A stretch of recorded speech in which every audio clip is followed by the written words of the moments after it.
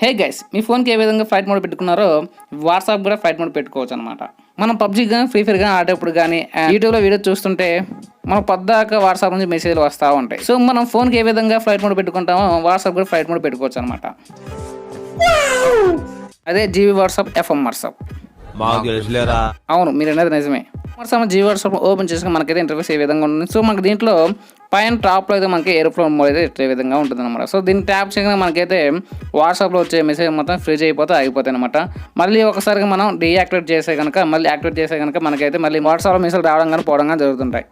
కానీ చాలామంది అనుకుంటారు జీవి వాట్సాప్ వాడడం వల్ల చాలా ప్రాబ్లం ఫేస్ చేయాలి, డేటా లాస్ అయ్యింది, మన ఫొటోస్ చూస్తుంటారు, చాలా ఇబ్బందులు ఎదురవ్వాలని అనుకుంటారు. కానీ ఎట్లాంటి ప్రాబ్లం ఉండదు. నేను 3 years నుంచి వాడుతున్నాను, మా ఫ్రెండ్స్ 3 years నుంచి వాడుతున్నాను, నా సబ్స్క్రైబర్స్ దగ్గర 2.5 years నుంచి వాడుతున్నారు.